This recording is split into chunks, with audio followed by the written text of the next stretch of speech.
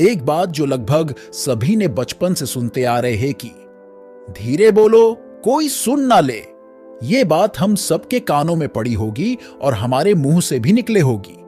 लेकिन सोचने वाली बात यह है कि यह शब्द कब कब हमारे मुंह से निकलता है और कब कब हमारे कानों में पड़ता है, क्योंकि ऐसी काम ही गुप्त राज होते हैं जो हम दूसरों की कानों में पड़ने नहीं देना चाहते। अक्सर परिवार में अशांति का कारण हम खुद ही होते हैं।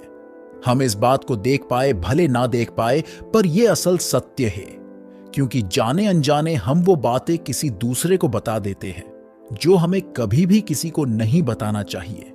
वही हमारे झगड़े का कारण बन जाता है और फिर बाद में हमें पछतावा होता है कि मुझे ये बात किसी को नहीं बताना चाहिए। मेरी गलती की वजह से मैंने जाने अनजाने ये बात सभी को बता दिया। इसलिए आज की बुद्ध की कहानी में आपको सुनाने वाला हूं। उसे सुनने के बाद आपको 7 ऐसी बातें पता चलेगा जो आपको कभी किसी को नहीं बताना है। ये जो 7 बातें हैं जो किसी को नहीं बताना है, क्यों नहीं बताना है, इसके पीछे का तर्क भी आपको पता चलेगा। एक समय की बात है, एक नगर में पिकू नाम का एक लड़का रहता था। वह लड़का बहुत ही गरीब परिवार से था। पैसा नहीं था उसके पास। 2 वक्त की दाल रोटी भी बड़ी मुश्किल से उसके नसीब होता था। वह लड़का किसी काम की तलाश में दिन रात खोज करने के बाद भी उसे कोई काम नहीं मिल रहा था। फिर वह लड़का अपने पत्नी के सामने अपनी सारी परेशानी, सारी समस्या बता दी। उसने अपनी पत्नी को कहा कि मैं जिस जगह भी काम मांगने के लिए जाता हूं तो हर कोई मुझे यह कहकर काम नहीं देता कि हमारे यहां कोई काम की जगह खाली नहीं है। मैं बहुत काम ढूंढा, फिर भी मुझे कोई काम नहीं मिला। मैं काम की तलाश करते करते थक चुका हूं। मुझे समझ नहीं आ रहा है, मैं तुम लोगों को पेट कैसे पालूं? ये परिवार कैसे चलेगी? अपने बच्चों को कैसे बड़ा करूंगा? और ये चिंता मुझे दिन रात खाए जा रहा है। यह सुनकर उसकी पत्नी ने कहा कि तुम एक आदमी के पास सिर्फ एक बार ही काम मांगने के लिए जाते हो और जब वह काम नहीं देता तो तुम दोबारा जाते तक नहीं हो। अगर उनसे काम लेना है तो तुम्हें हमदर्दी जतनी होगी, तुम्हें हमदर्दी हासिल करनी होगी, अपनी गरीबी दिखानी होगी, ताकि वह लोग तुम्हारी मजबूरी देखकर तुम्हें काम पर रख ले। इसलिए शर्म मत करो और उन्हें अपनी मजबूरी बताओ, अपनी गरीबी बताओ और इसी उपाय से तुम काम पा सकते हो। उसकी पत्नी की बात पिंकू की मस्तिष्क में बैठ गई और अगले दिन वह काम मांगने के लिए उसी सेठ के पास जा पहुंचा जहां पर वह पिछले दिन काम लेने के लिए गया था। लेकिन इस बार उसने हाथ जोड़कर उस सेठ से प्रार्थना की, उससे विनती की कि मैं बहुत गरीब हूं और मेरा परिवार भूखा है, मेरे 2 छोटे छोटे बच्चे हैं, मुझे काम की बहुत जरूरत है। जो कुछ भी पैसा देंगे बस उससे ही संतुष्ट हो जाएगा, पर कृपा करके मुझे आपने यहां पर काम पे रख ले। उसकी ये हालत देखकर उस सेठ ने उसे अपने पास काम पे रख लिया। वह रोज वहां पर काम पर जाने लगा।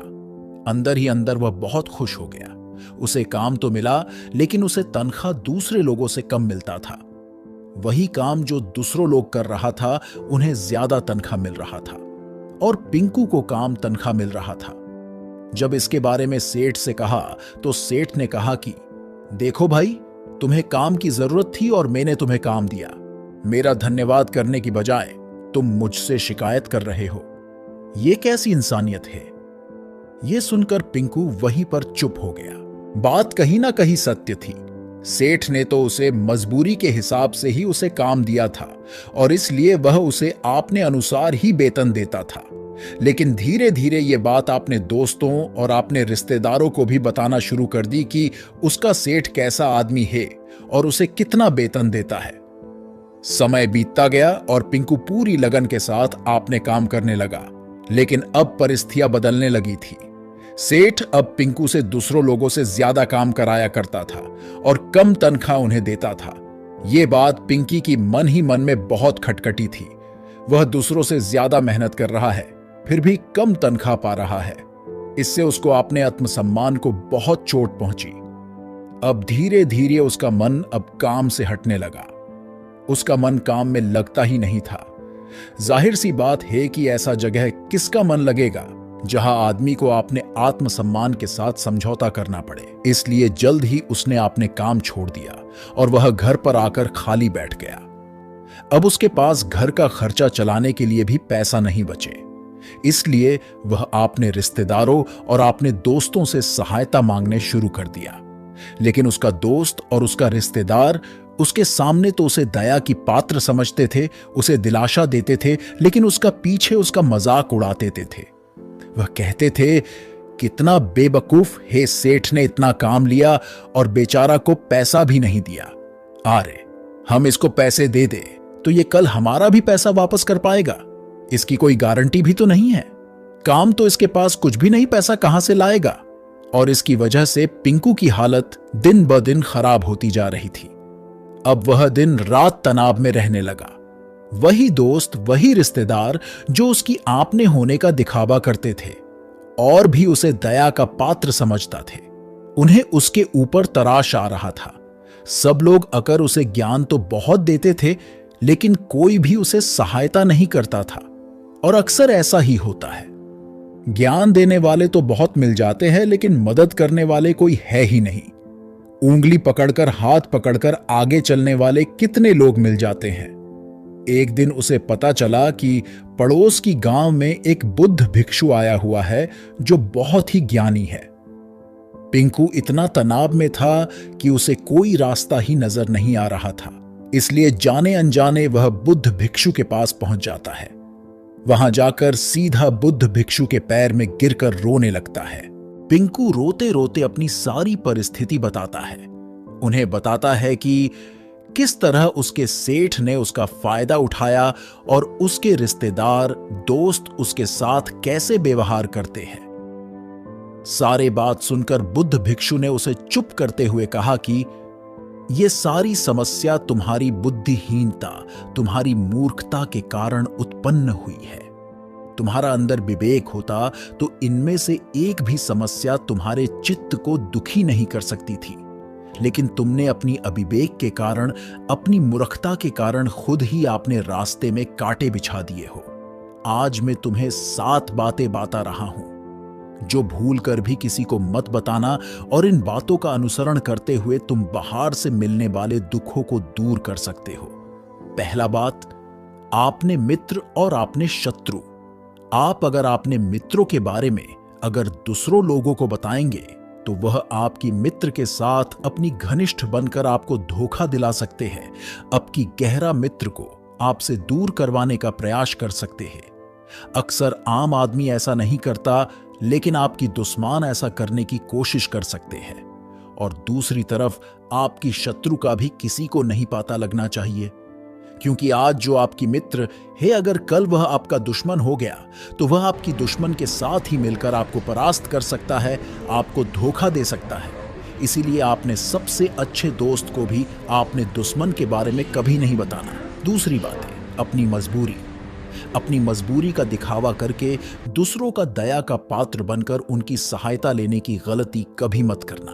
हो सकता है कि आज वह तुम्हारी मजबूरी देखकर तुम्हारी सहायता कर दे, लेकिन कल वह तुम्हारा फायदा उठाने से कभी नहीं चुकेगा। अगर फायदा भी नहीं उठाएगा तो दूसरों के सामने तुम्हारा मजाक बनाने में वह आदमी कभी नहीं पीछा हटेगा। इसलिए कभी भी अपनी मजबूरी का दिखावा ना करें। नंबर 3, अपनी आमदनी। आमदनी ना बताने की पीछे क्या जरूरी हो सकता है। जरा सोचिए कि आप अपनी आमदनी अपने दोस्तों को बता देते हैं, तो जब आपको दोस्तों को जरूरत पड़ेगी तो वो सिर्फ आपको ही याद करेगी, क्योंकि उनको पता है कि आपकी आमदनी ज्यादा अच्छी है, तो आप ही उनकी मदद कर सकते हैं, और इसलिए ज्यादा लोग आपसे सहायता मांगेंगे। और जब आप उनकी सहायता नहीं करेंगे तो वह सोचेंगे कि इस आदमी के पास पैसा है, मेरे सहायता कर सकता है, लेकिन यह सहायता कर नहीं रहा है। और इसलिए आपकी आमदनी दोनों दोस्तों के बीच एक झगड़े का कारण बन सकता है। इसीलिए अपनी आमदनी हमेशा छुपा के रखें। नंबर 4, दान करना। आप जो दान करते हो तो दान के बारे में भी किसी को नहीं बताना, नहीं तो दान करना व्यर्थ हो जाता है, बेकार हो जाता है। जब आप आपकी दान का डिंडोरा पीटते हो तो तब आप ये जताना चाह रहे हो कि मैं कितना बड़ा दानी पुरुष हूं। नंबर 5, घर की हालत भी किसी को नहीं बतानी चाहिए। नंबर 6, आपको आगे का क्या प्लान है यह भी किसी को नहीं बताना चाहिए। नंबर 7, आपका लक्ष्य क्या है। अगर ये बातें आपको थोड़ी सी भी अच्छी लगी हो ना, तो इस वीडियो को एक लाइक जरूर करिएगा और अपने फैमिली मेंबर के साथ शेयर जरूर करिएगा। इस चैनल को सब्सक्राइब भी आप कर सकते हैं नीचे लाल बटन को दबाकर। मिलते हैं और अच्छी वीडियो के साथ, तब तक के लिए अपना ध्यान रखें।